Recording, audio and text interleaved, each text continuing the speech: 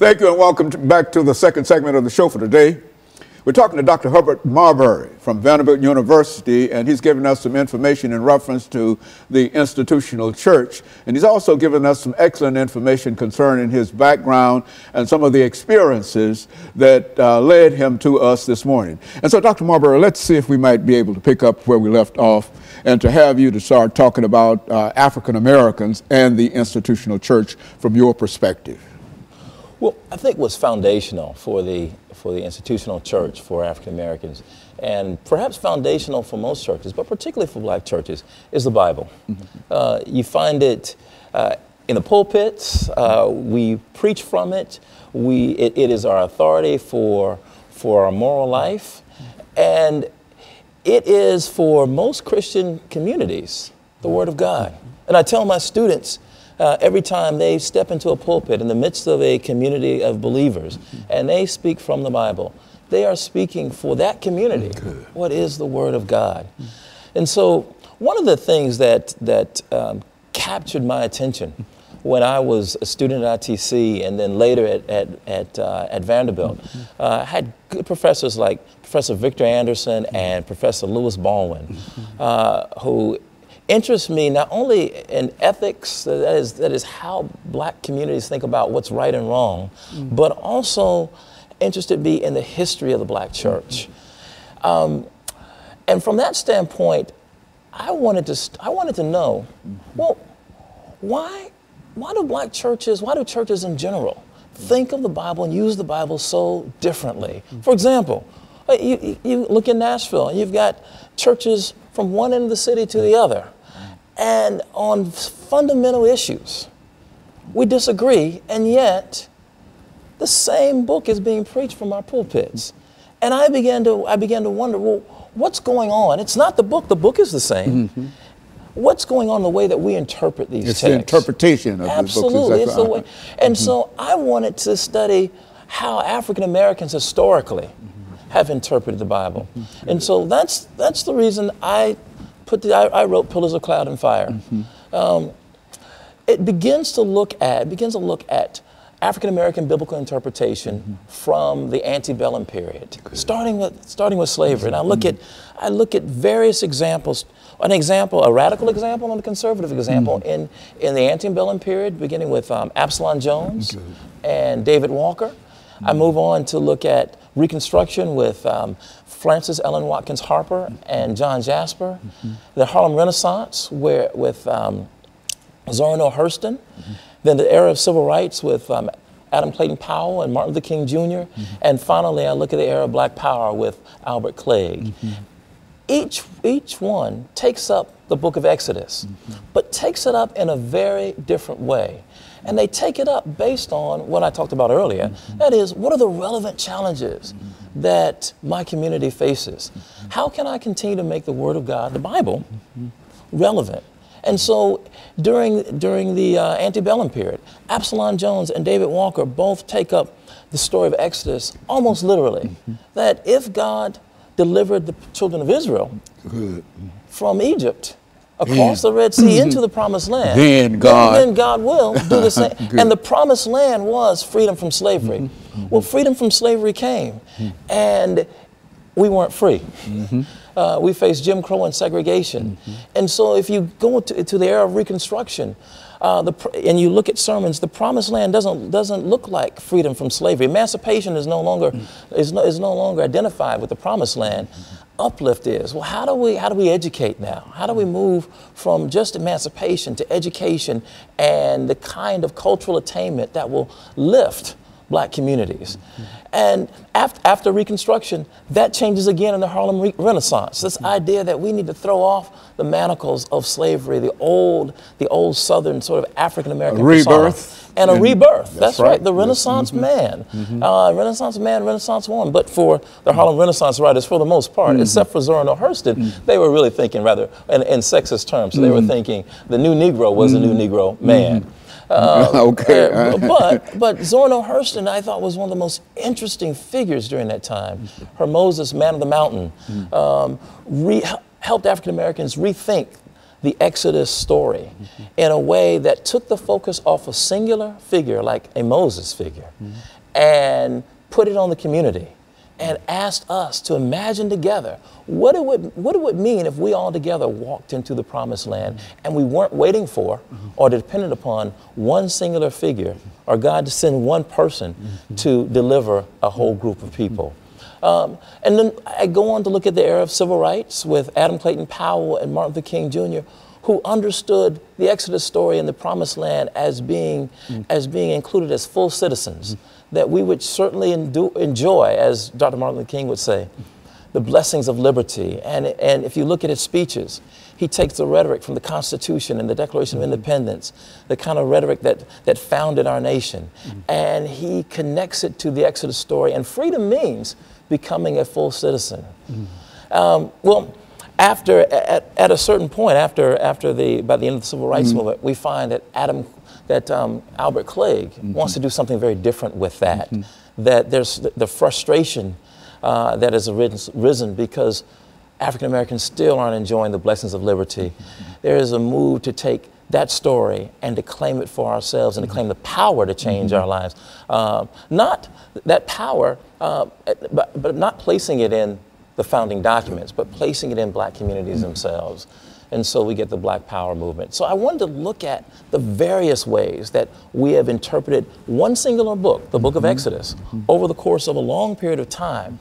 But my concern was to show that each interpreter started first with the concerns of their community at that time. And I wanted to encourage my students who are going to serve churches and serve in religious communities to do the same.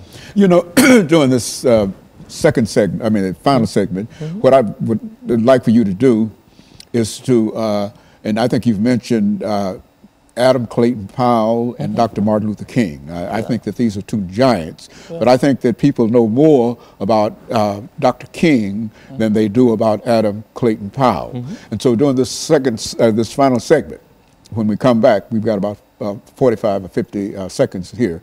But when we come back during this final segment, what I'd like for you to do, and I say this now because I don't want to forget to push it forward. I want you to talk about Dr. Martin Luther King and Adam Clayton Powell, and with emphasis up on Adam Clayton Powell and why he is significant and what the things that you've been doing. Okay? And so what we'll do, we'll take this final commercial break, and then we'll come back and we'll deal with some aspects of Dr. Martin Luther King and Adam Clayton Powell. And we'll be back with our audience following this very, very short commercial break.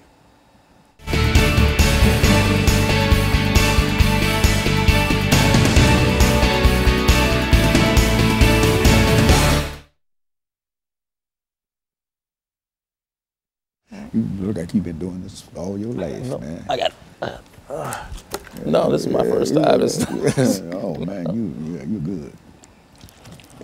Because you got the information. That's what makes you good. See, when you have the information, and you can do it. Yeah. See, and so when we come back during this final segment, I'll introduce the show again.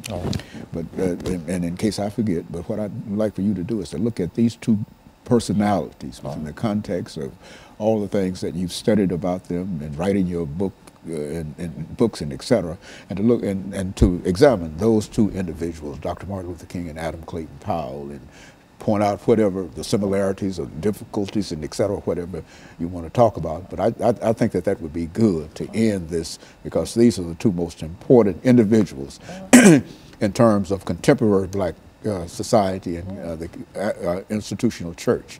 You see, and I'd like to know more about about this myself. You see, and so when we come back, we'll do that. We'll do this. We will have, excuse me, we'll have 10 minutes to do this. I need some water myself. Yeah. Okay, very good. Thank you. Now, HMarbury5. Yes, that's it. Okay, well, I have to do that every time. See, you're giving us some excellent, and I don't want to make any noise.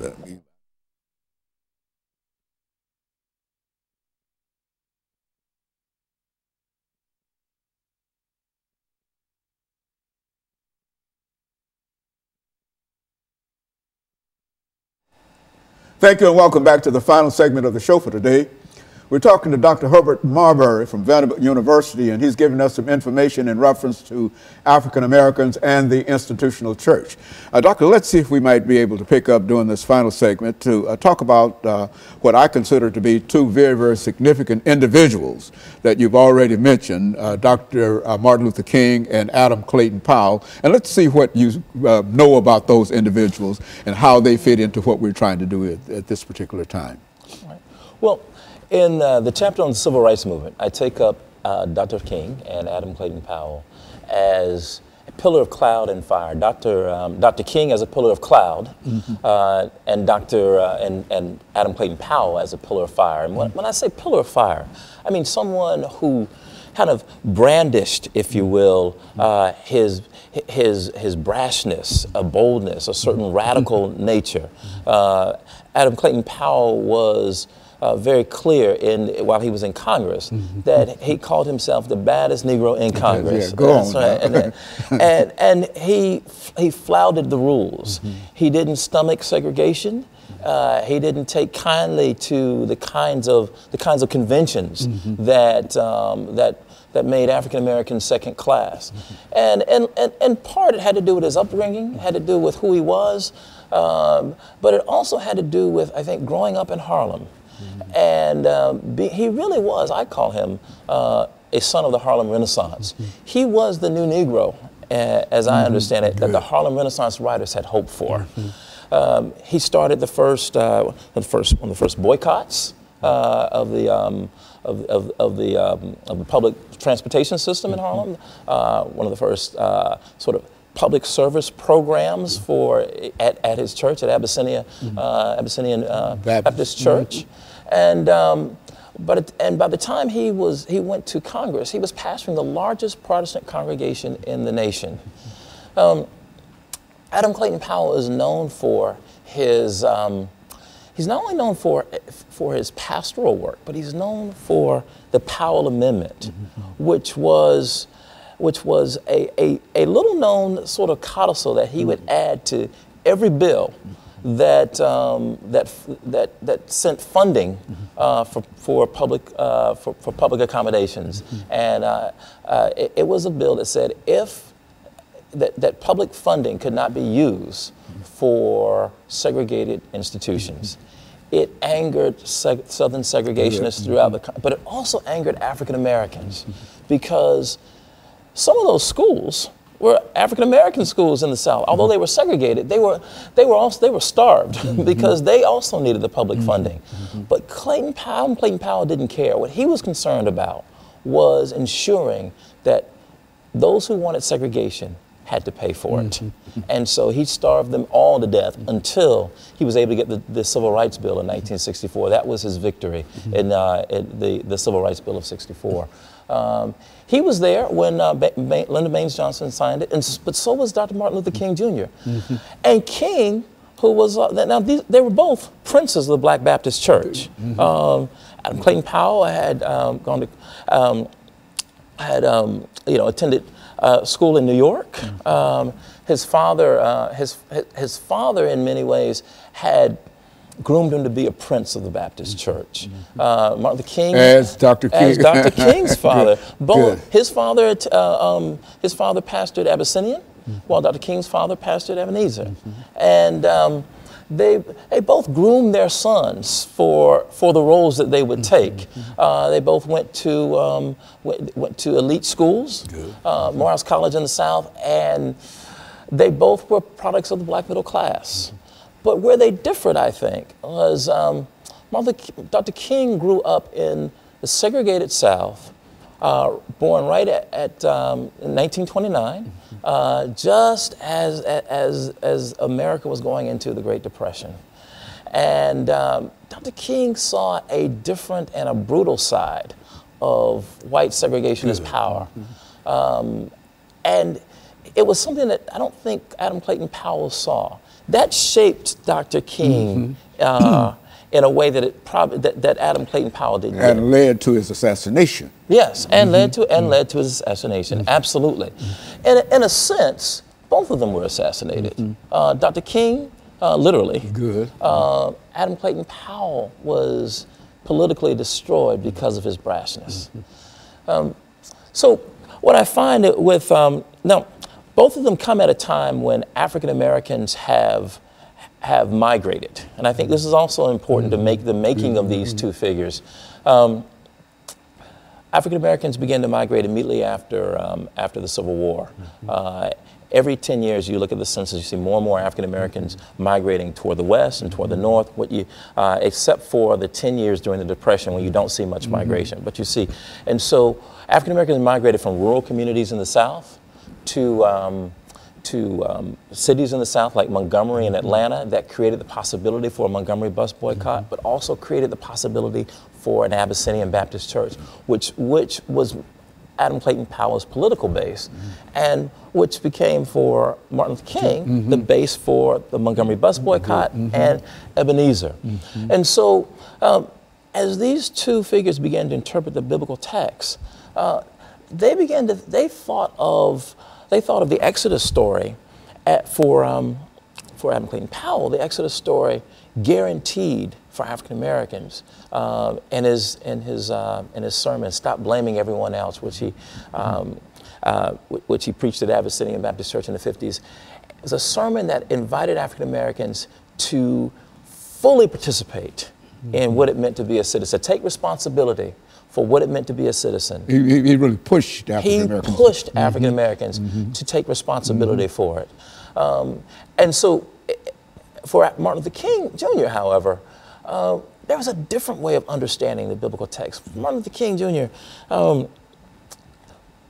growing up in the South, personal piety became very important. In as much as his political work, personal piety became a mask, if you will, for Martin Luther King Jr. He knew that if he was leading African Americans out into the streets to demand full inclusion, he knew how to use the television cameras, how to use the public square, and the way he used it was to lead African Americans into acts of personal piety. That's what I call the pillar of cloud. He masked, in many ways, his real intentions. He would lead them to pray in the streets, to sing songs. And when the television cameras came and they saw African Americans living out some of the, these kind of virtuous virtuous expressions, right? Singing church songs, praying, holding hands, praying for their enemies. Not only was the South was embarrassed, the nation was embarrassed, but they were not only embarrassed domestically, they were embarrassed internationally.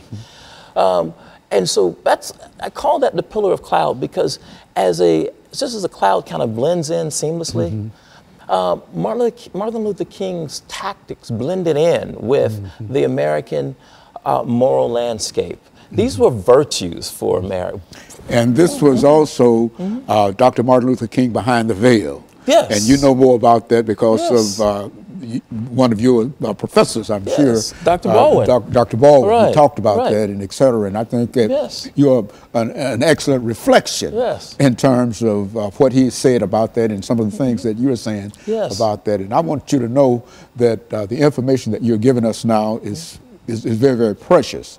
And I think that understanding these two individuals and some of the things that they faced and how different they were, one from the north and one from the south, but yet and still they had the same commitment, and while they went about it differently, they had the same commitment in terms of the uplift of African Americans to eventually reach the promised land. And I think that that's what we're still trying to move toward. And that's what we're still trying. That's what I hope that as you read my book, but as we think about biblical interpretation today, we face police shootings of Black and brown, African American and Hispanic, unemployment, high underemployment, and questions around whether or not we can provide adequate education and health care.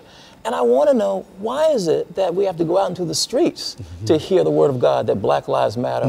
Why not in the church? Now, to be sure, there's some churches who are doing that. But my question is, how do we interpret the Bible in ways that are relevant for us? Very good. Let me thank you, Doctor, during this last few seconds for coming by and giving us that excellent information. And let me encourage you to tune in again next week for another informative edition of Comments. Thank you and good morning. Thank you very much.